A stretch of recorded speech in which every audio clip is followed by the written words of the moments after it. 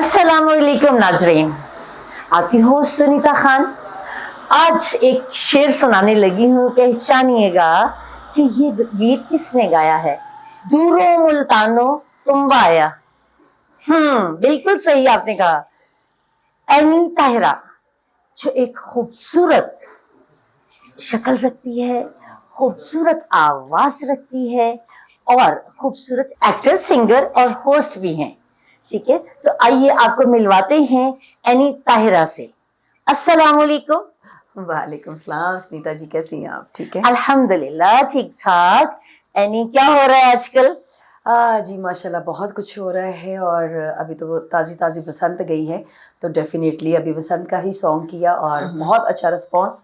और आपने भी अगर आंखों से देखा है या नहीं देखा मुझे नहीं पता, लेकिन बहुत सारी दुनिया ने पसंद किया जा रहा है और इस वक्त ट्रेंडिंग पे जा रहा है। नाइस। अच्छा एनी आप ये बताइएगा कि मैंने आपकी एक गाना देखा था और आपको लाइव परफॉर्मेंस में भी देखा था स्टेज पर। एक अवार्ड फंक्शन था। आपका चिमटा किधर है? आपने मुझे कहा नहीं लेके आने को, वरना मैं ज़रूर लेके आ जाती, क्योंकि आजकल मेरी वाकई ही पहचान जो है वो फ़ोक है और मैं फ़ोक को ही प्रमोट करती हूँ। क्योंकि पूरे पाकिस्तान में इस वक्त सिवाय मेरे, क्योंकि जेंट्स की मैं बात नहीं कर रही, जेंट्स में तो जो बड़े बड़े नाम हैं उनका तो आप मुकाबला नहीं कर सकते, लेकिन सिर्फ अगर लेडीज़ की बात की जाए तो सिर्फ मैं हूँ जो फ़ोक को प्रमोट कर रही हूँ। जी, इसीलिए कहा ना कि मैंने इसलिए स्टार्ट में इंट्रोडक्शन नहीं करवाया कि जब आपकी गीत का मैंने बोल बताया तो वहीं से पब्लिक पहचान गई कि मैं किसकी बात कर रही हूँ। इसीलिए आज पब्लिक कहेगी कि एनी ताहिरा और चिमटे के बगैर। जी, इसलिए चिमटे के बगैर हैं कि यहाँ पे पॉडकास्ट हो रही है, ना कि लाइव परफॉर्मेंस। अच्छा एनी, मुझे ये बताइए कि आपने कब से शुरू किया? जी मुझे, क्योंकि मेरा स्टार्ट जो था वो एज ए सिंगर था, लेकिन अभी बिल्कुल स्टार्ट ही था तो मुझे आबद कश्मीरी साहब ने और इरफान खुसर साहब ने एक प्रोग्राम में देख लिया, क्योंकि मैं बिल्कुल चाइल्ड स्टार के तौर पर एज ए सीखने के लिए भी आई और परफॉर्म भी शुरू किया। मेरा पहला दूसरा प्रोग्राम था और उसमें उन्होंने मुझे देखा और कहा कि तुम इतनी खूबसूरत हो और कहाँ सिंगिंग में पढ़ रही हो। तो वहाँ से मुझे उन्होंने थिएटर, बड़ी मुश्किल से खैर माने, लेकिन थिएटर करवा दिया, क्योंकि आप एक वैसे ही छोटे होते हैं और ऊपर से आपको तजुर्बा भी नहीं होता और कोई फैमिली में भी ऐसा नहीं होता जो इस फील्ड में होता है, तो फिर ज़रा मुश्किलात ज़्यादा हो जाती हैं। तो उस वजह से फिर थिएटर, मेरी ज़्यादातर पहचान जो है वो थिएटर बन गया। ओके, यानी कि आपने स्टार्ट सिंगिंग से किया या एक्टिंग से? सिंगिंग से। पहला गाना कौन सा था आपका? उस वक्त तो मैंने बताया ना, चाइल्ड स्टार थी और सीख रही थी। कोई मतलब उसमें आप सीखने के प्रोसेस में होते हो, उसमें आपका कोई अपना गाना नहीं होता। उस वक्त सिर्फ आप मैडम नूरजहां जी के ही गानों को याद कर रहे होते हैं या कुछ रिहर्सल कर रहे होते हैं। तो उसमें बचपन में आ ऊ पे ही ज़्यादा जोर दिया जाता है, सरगम पे। तो वही था मेरा स्टार्ट। आपके उस्ताद कौन है सरगम? जब मैंने स्टार्ट लिया उस वक्त मेरे उस्ताद जो थे वो नज़ाकत साहब थे, लेकिन आज क्योंकि मेरा प्रोफेशन जो है वो एज ए सिंगर है, तो डेफिनेटली अब मेरे असलम सुबहानी साहब जो है मेरे उस्ताद हैं। असलम सुबहानी साहब। तो इसका मतलब है कि जितना क्रेडिट जा रहा है असलम सुबहानी साहब को जा रहा है कि हमें एक खूबसूरत सिंगर उन्होंने दी। अच्छा, एज एन आर्टिस्ट आपने कितने ड्रामे किए या स्टेज ज्यादा किया है? मैंने जी थिएटर बहुत ज़्यादा किया, फिर उसके बाद मैंने टीवी बहुत ज़्यादा किया, फिर मैंने 5 फिल्में की, फिर उसके बाद मैं एज ए होस्ट अपने ब्रांड, जो मेरा ब्रांड, 2 ब्रांड है जिनकी मैं ब्रांड एम्बेसडर हूँ, निज़्मा कॉस्मेटिक्स है और पंडोरा कॉस्मेटिक्स है। इन दोनों की मैं ब्रांड एम्बेसडर हूँ और इन दोनों के जितने भी प्रोग्राम होते हैं पूरी चैनल्स पे दुनिया में, यानी कि आप समझ लें पूरे वर्ल्ड में, उसको प्रमोट मैं ही करती हूँ। नाइस। अच्छा, तो ये मेकअप की वजह से खूबसूरत तो नहीं है? नहीं, मेरी बिल्कुल ओरिजिनल चीज़ है। नाइस नाइस, क्योंकि मैंने तो देखा हुआ है, इसलिए पब्लिक को कंफर्म कर रही हूँ कि एनी की स्किन भी खूबसूरत है, एनी खुद भी खूबसूरत है। इसीलिए तो खूबसूरत चेहरों को लिया जाता है एम्बेसडर, और वो भी कॉस्मेटिक्स के लिए। ठीक है, लंबे खूबसूरत बाल हों तो शैम्पू वाले घेर लेते हैं, स्किन खूबसूरत हो तो कॉस्मेटिक्स वाले कहते नहीं जी आप हमारी ब्रांड एम्बेसडर बने। अच्छा एनी, अब तक के कितने आप गीत गा चुकी हैं? वैसे तो डेली ही हम नए से नए गीत ही गा रहे होते हैं, लेकिन जो रिकॉर्ड मेरे इस वक्त मौजूद हैं तकरीबन, अभी इतने ज़्यादा तो नहीं, लेकिन कोई 35-40 तो होंगे जो यूट्यूब पे आप सबको मिल सकते हैं। क्योंकि मेरी बैड लक कह सकते हैं कि मैंने जितने नए गाने बनाए, क्योंकि मैंने मोनेटाइज नहीं किया हुआ था, मैं इस पे तवज्जो नहीं देती थी। हम गाना यूट्यूब पे डाल देते थे और कोई भी मेहरबान आता था यूट्यूब से मेरा गाना अपने पेज पे ले जाता था और मैं जो मेरे पास से डिलीट हो जाता था और मुझे पता भी नहीं होता था कि मेरे सारे गाने किधर चले जाते हैं। जब मैं देखती थी कि मेरे गाने किसी को देना होता था तो देखती थी तो मेरे पेज पे मिलता ही नहीं था, किसी के पेज से मिलता था। मैं कहती थी चलो कोई बात नहीं, यहीं से ले लो। चलो मशहूर तो हम नहीं होने ना, तो यही बस बात इस तरह ठीक होता हो रहा गया। मेरे ये नहीं कि मासूम यूट्यूबर जिनको Yes. पता ही नहीं था और लोगों ने फायदा उठाया। लेकिन अच्छी बात है कि पब्लिक तक अच्छे अच्छे गाने पहुंचे। यानी कि यानी मैंने सुना है कि आप लंदन से आई हैं। नहीं जी, मैं वैसे तकरीबन 22 मुल्कों में जा चुकी हूँ और दुबई और लंदन मेरे अपना घर है। तो मतलब हर महीने में 10 दिन मैं कभी दुबई होती हूँ तो कभी लंदन होती हूँ। तो मतलब ये कोई कह नहीं सकती कि मैं वहाँ से आई हूँ या मैं दुबई से आई हूँ, मैं दोनों जगह से आई हूँ। अच्छा, गाने में आप किसकी फैन? मैं ज़ाहिर है जी जिसकी पूरी दुनिया फ़ैन है। हमारे जो लेजेंड्स हैं वो ही हमारे लिए अकेडमी भी है, हमारी दरसगाह भी है, हमारी यूनिवर्सिटी भी है, वही है। इनके अलावा तो कोई है ही नहीं है।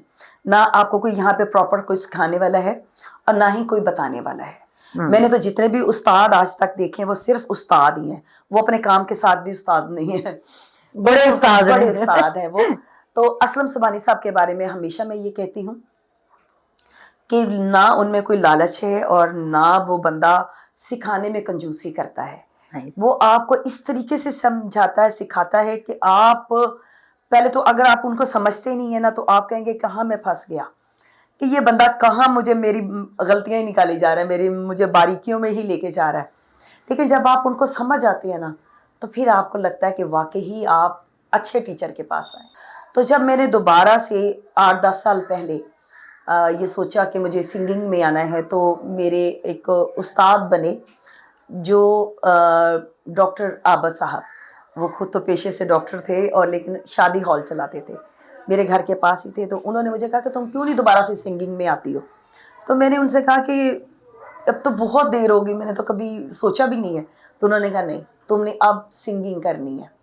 तो मैंने कहा मैं तो उस वक्त बहुत छोटी थी जब मैंने स्टार्ट की, अब तो मुझे कुछ पता नहीं है, क्या इतने साल गुजर गए हैं। तो उन्होंने मुझे कहा कि सुरैया खानम जी से हम गाना लेते हैं उनका, तो तुम वो गाओ और उसको हम रिकॉर्ड करते हैं और उसको दोबारा से तुम्हारा समझ लो कि रिवाइवल होगा। तो वो मैंने कहा कि सुरैया जी से कौन बात करेगा, मेरी भी दोस्ती है लेकिन कर सकेंगे, वो मान जाएंगी। उन्होंने कहा बात करते हैं। हाँ, सुरैया जी के घर गए, सुरैया जी से मिले। वो वैसे भी बड़ा प्यार करती हैं मुझसे। तो जब उनसे हमने कहा कि मैं दोबारा से सिंगिंग में आ रही हूँ और आपका गाना हम चाह रहे हैं कि सबसे पहले गाना आपका जो है कवर सॉन्ग किया जाए, तो बिलीव मी उन्होंने उसी वक्त अपनी डायरी लाई और मुझे ये कहा कि ये गाना जो है ना मेरे बच्चों की तरह मुझे अजीज़ है, जो मैंने गाया और मेरा बड़ा हिट गया और मैं चाहूँगी कि तुम ये गाना गाओ। कौन सा गाना? वो था दूर मुल्तानो तू बाया, दूर मुल्तानो तू बाया, जा बड़िया पिछे बड़े अड़ियो, पिछे बड़े अड़ियो, तू बायो तू बा मेरा रत्ती गया। तो ये उनका खूबसूरत सा सॉन्ग था। और जब मैंने क्योंकि मैं उस वक्त रिकॉर्डिंग्स भी हो रही होती थी, तो जब मैं रिकॉर्डिंग से फ्री होती थी तो सर आबद की कॉल आती थी, एनी फ्री हो गई हो? मैं कहती थी जी जल्दी आ जा, मैंने म्यूजिशियन बैठाए हुए हैं, तू आ जा जल्दी से, रिहर्सल करनी है, ये करना है। और हम लोग जी वहाँ पे पहुँचते थे। हम इस तरह उन्होंने मेरे लिए पूरा एक प्लेटफॉर्म रेडी किया होता था कि मुझे ये नहीं होता था कि भाई मैं कहाँ म्यूजिशियनों के पास जाऊँगी, ये करूँगी। उन्होंने अपने हॉल के अंदर ही सारे म्यूजिशियन अपना साउंड लगाया होता था कि इसको रिहर्सल करवानी है। ये डॉक्टर आबिद साहब आपके मौसनों में से है। और उन्होंने मेरे लिए ये जो देखिए एक इंसान जो होता है आपको रास्ता दिखाता है, दिखाने वाली तो खुदा की ज़ात है, लेकिन वो एक वसीला बनाता है आपका। तो वो वसीला मेरे लिए ऐसे बने कि उन्होंने मुझे नहीं पता होता था कि वो म्यूजिशियनों को पैसे दे रहे हैं, मुझे नहीं पता कि उन्होंने कैसे सारा सेटअप किया हुआ है, खाने खिला रहे हैं, उनको चाय पिला रहे हैं, सारा कुछ वो कर रहे हैं। फिर जब हमें लगा कि अब 15-20 दिन हो गए, 1 महीना हो गया, हमने इतनी रिहर्सल कर ली है। फिर मुझे कहने लगे चल अब क्या करें, अब इसको रिकॉर्ड करते हैं। मैंने कहा सर मुझे तो पता भी नहीं है कि हम रिकॉर्ड कहाँ करें, किससे करें। तो उन्होंने कहा कि वो भी मेरा मसला है। मैंने कहा ओके। उन्होंने खुरम भट्टी को कॉल की कि इसरा एनी ताहिरा को जानते हो? उसने कहा जी सर कौन नहीं जानता। तो उन्होंने कहा बस उसका गाना हमने रिकॉर्ड करना है। तो उन्होंने कहा जी ठीक है। उन्होंने कहा कि ये पुराना गाना है सूर्या खानम जी का, हम इसको नया म्यूज़िक के साथ करेंगे। तो जब हम गए तो हमने ये सोचा था कि ज़ाहिर टाइम लगेगा रिकॉर्डिंग पे। तो सर मेरे बड़े बड़े पतीले खाने के बनवा के, तकरीबन कोई 5-6 पतीले उन्होंने बड़े बड़े और लेके पहुंचे हुए स्टूडियो में। मैंने कहा सर इतना बड़ा खाने क्यों लेके आए? कोई पता नहीं रात भी तो लग सकती है। सही मैंने कहा सर इतनी हमने 1 महीना रिहर्सल की है।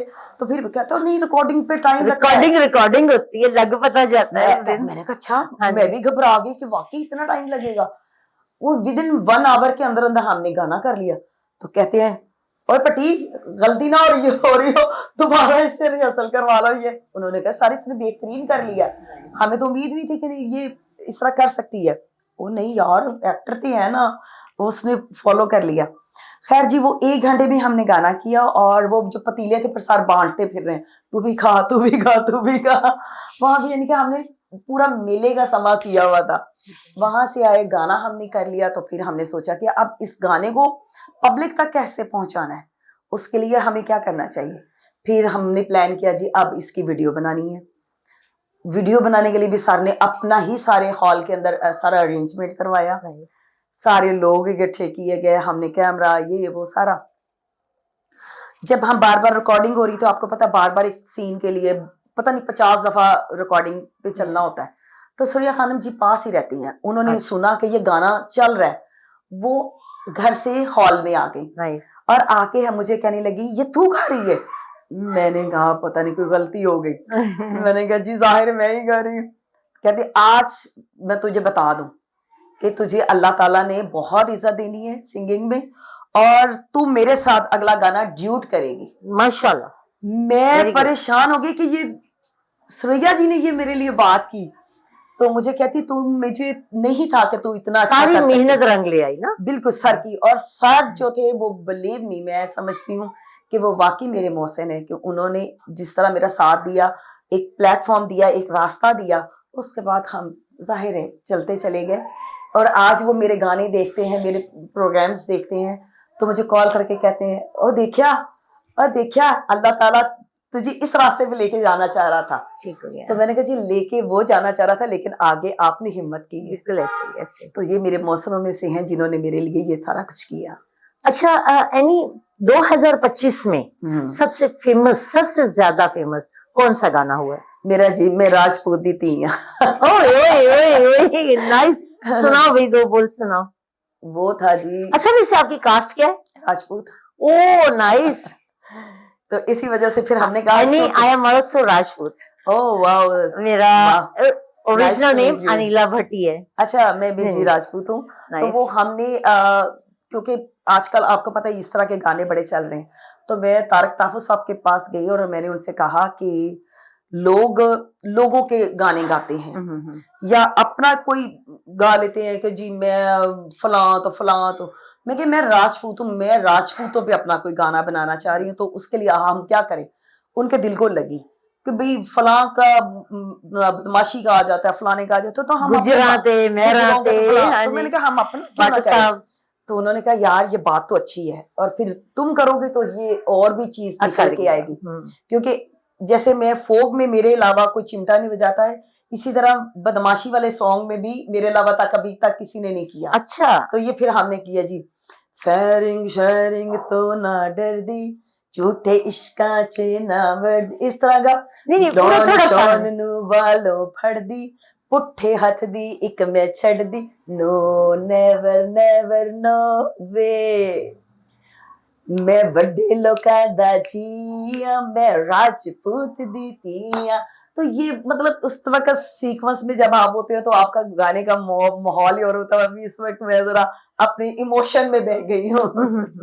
तो ये था जी मेरा राजपूत दीदी। आप अगर आप देखेंगे तो आपको इंशाल्लाह पब्लिक को भी आप दिखाएंगे, पब्लिक को भी दिखाइएगा कि वाकई हम राजपूत की थी। और फिर राजपूतों का शुक्रिया, उन्होंने बहुत सपोर्ट की। और जिस जिसको पता चलता है कि ये राजपूतों का गाना आया, नो डाउट उन लोगों ने इस कदर उसको वायरल किया, इस कदर सुना कि आज वो वाकई राजपूत थी हो गया। इस पॉडकास्ट का नाम राजपूतां दी पॉडकास्ट ना रख लीजिए। राजपूत थी। हाँ जी। तो अच्छा, कोई मंगनी, कोई मोहब्बत? नहीं पब्लिक जी। सबसे पहले तो लड़की से ये जानना चाहती है। नहीं नहीं जी, मैं शुक्र अल्हम्दुलिल्लाह मैरिड हूँ। और मेरी माशाल्लाह। मंगनी भी, मेरी मोहब्बत भी वही है। क्योंकि इसके अलावा मैं, जैसे आपको पता है, मुझे कोई अट्रैक्ट नहीं करता। और एक तो उनकी तरफ से मुझे इतना फ्रीडम है, और कभी भी ये नहीं होता। क्योंकि हम जैसे सेट पे बैठे होते हैं तो लोग कह देते हैं ना कि जी आए मैं आपको वो खाना खिलाऊं, मैं आए आपको वहां। तो मुझे ये इजाजत है कि आपने ये कहना है कि आपने मुझे खाना नहीं खिलाना जी, जितनी टीम बैठी हुई है ना, इन सबको मैं खाना खिलाऊंगी। Very good. ये नहीं कहना कि आपने उसके साथ जाना, आपने ये कहना पूरी टीम मेरे साथ जाएगी, मैं इनको खिलाती हूँ। तो ये मुझे अल्लाह का शुक्र है, वैसे फ्रीडम भी है। ना जो है अब ट्रेंड चेंज हो चुका है।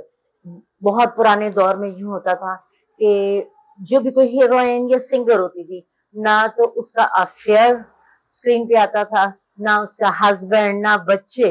चार चार बच्चों की माँ होती थी, लेकिन स्क्रीन पे ऐसे शो करते थे कि कुंवारी हैं वो। लेकिन अब ट्रेंड चेंज हो चुका है, शौर आ गया है पब्लिक को कि उन्होंने सिर्फ और सिर्फ आवाज को अप्रिशिएट करना है। क्योंकि पब्लिक तक उनकी आवाज पहुंचती है, ना कि पर्सनल मामला। वो के एक आर्टिस्ट, एक सिंगर पब्लिक प्रॉपर्टी ही होता है, लेकिन उसकी आवाज, जैसे एनी है, एनी खूबसूरत सिंगर है, तो आप लोग इसकी आवाज को एंजॉय करेंगे, इनकी आवाज को अप्रिशिएट करेंगे, ना कि ये देखना है कि ये मैरिड है या अनमैरिड है। ठीक है ना जी? नहीं तो जी, आजकल तो हम्म, मेरा ख्याल है खामद अब बीवियों को लेके खुद जा रहे होते हैं कि चले जी आज एक काम पे चले। तो वो, बल्कि मैं उनको आर्टिस्टिक बुरा माइंडेड। हाँ समझती हूँ। मैं ये कहती हूँ कि भाई, पहली बात तो है कि आप या तो बीवी को इतना फ्रीडम दो कि वो अकेली जाए आए, और अगर साथ आना है ना तो खुदा के लिए ये मत किया करे, ये नहीं अच्छा लगता। हाँ जी। जैसे हम परसों गए हुए थे, हमारे ब्रांड का शो था, साहिवाल गए हुए थे। तो वो एक सिंगर, क्योंकि मैंने साथ अपने एक, क्योंकि मेरा अपना एक फोक बीच में होता है, मुझे साथ प्रोग्राम को होस्ट भी करना होता है। तो मैं, एक सिंगर भी मेरे साथ होती है, लेडीज भी, जेंट्स भी होता है, कॉमेडियंस होते हैं, एक पूरा पैकेज भी मुझे साथ रखना होता है। तो मैंने उनसे कहा कि मैं साहिवाल जा रही हूँ, मेरी गाड़ी में सिर्फ एक बंदे की जगह है, आप अपनी बेगम भेज दें। नहीं जी नहीं, बेगम के साथ साथ तो मैं भी जाऊंगा। मैं कहा चलो फिर डाइवो पे आओ। मैं कहा तुझे इस तरह काम पहले भाई। हाँ, मैंने कहा सॉरी, फिर आप डाइवो पे आ आपके जाए। हस्बैंड क्या करते हैं? मेरे बिजनेसमैन है। नाइस, बहुत अच्छा। और बच्चे कितने हैं? माशाल्लाह जी, 2। माशाल्लाह, क्या कर रहे हैं? अभी तो छोटे हैं, एक तो अभी 7 में है, और एक जो है अभी यूनिवर्सिटी गोइंग बच्ची मेरी। ओह माशाल्लाह। तो क्या है प्रोग्राम के, या उनको शौक है सिंगिंग का? बिल्कुल जी, उनको अगर प्लेटफॉर्म तो उनके पास मौजूद है, उनको कहीं भी करना चाहेंगे, उनको कोई रोक टोक नहीं है, लेकिन वो करना नहीं चाहते।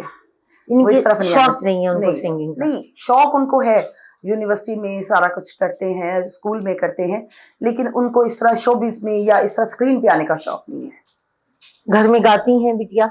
नहीं अच्छा, गाती भी नहीं है। नहीं, बल्कि मेरा बेटा भी 11 साल का है, और मैं उसको कह रही होती हूँ कि तुम ना थोड़ा सा कुछ, मैं जब सीख रही होती हूँ सर से, तो आप मेरे पास बैठा करो और कुछ सीखने की कोशिश किया करो। तो कहता है नहीं, मुझे कोई जरूरत नहीं। आप ये जो कर रही होती है ना, वो बाज़ दफा तो ये आता है, इतना गुस्से में आ जाता है कि स्क्रीन पे कुछ चीज मार देता है, प्लीज चुप कर जाए।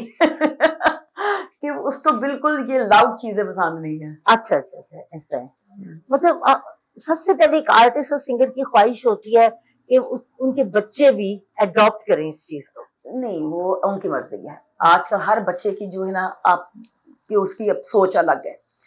पहले माँ बाप कहते थे नहीं तुमने डॉक्टर ही बनना है, तुमने इंजीनियर ही बनना है, तुमने ये नहीं करना, वो नहीं करना। आजकल बच्चे का खुद का देखना चाहिए कि उसका शौक क्या है, उसका पैशन क्या है, और उस पर फोकस। आर्ट में तो खास तौर पर जब तक दिल ना हो, इंसान की अपनी दिल और रूह से ना गाए, तब तक सिंगिंग हो नहीं सकती, ना एक्टिंग हो सकती है। नहीं, मैं उसको ये जरूर कह रही होती हूँ कि तुम अगर तवज्जो दो तो तुम यहाँ पे बैठ के सिर्फ सीख लो कि क्या हम करते हैं, कैसे करते हैं। कल को तुम जब स्कूल से कॉलेज में जाओगे तो तुम्हारे ये काम आएगा। तुम्हें इस बेस पे भी, म्यूजिक के बेस पे भी आगे एडमिशन मिल सकता है। तुम्हारे नंबर अगर कम आ जाएंगे, तुम्हें इस बेस पे भी तुम्हें आगे प्रमोट किए जा सकते हो। तो इसलिए मैं उसको कहती जरूर हूँ, लेकिन वो मानता नहीं है। अच्छा, ठीक है। मतलब वही बात आ गई ना कि दिल और रूह से जो चीज एक्सेप्ट करता है इंसान, कामयाब भी उसी में होता है। अच्छा यानी क्या प्लान्स हैं आपके आगे?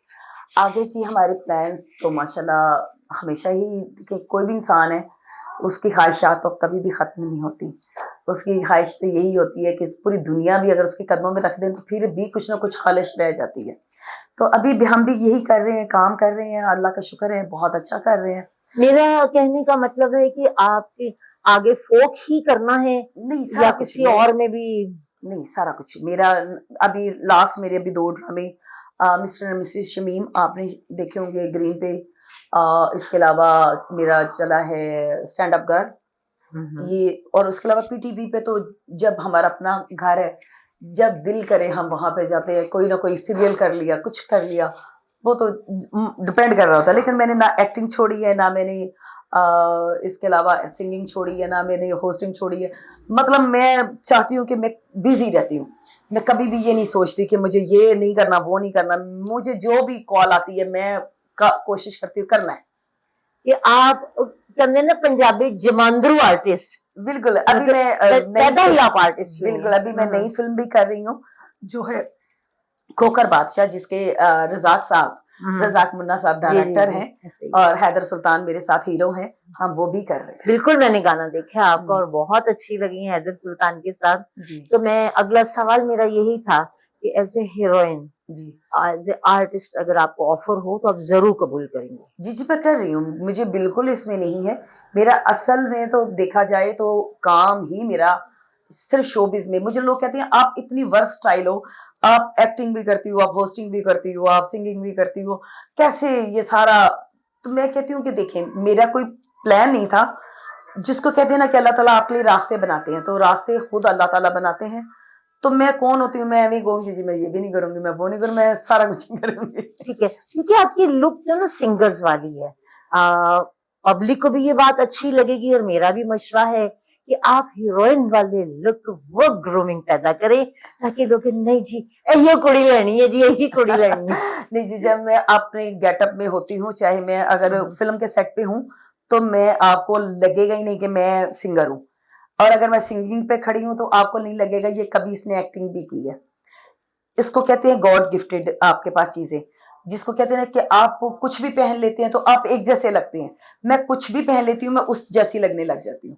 मतलब आर्टिस्ट का होता ही ये है कि वो एक हर बिल्कुल रूप पानी में की मैच्योर तरह होता होता है, है कि बिल्कुल। वो उस रूप में ढल जाए जो उसको किरदार दिया गया जी है। बिल्कुल। अच्छा पब्लिक, मुझे एक बात बताइए कि मैं एक बहुत अच्छा प्रोजेक्ट शुरू कर रही हूँ, तो आप बताइएगा कि एनी ताहिरा को मैं किस रोल में लूं, गाने नाचने वाले रोल में या परफॉर्मेंस वाले रोल में? ठीक है, आप कमेंट करके जरूर बताइएगा कि आपको एनी किस रूप में अच्छी लगेंगी।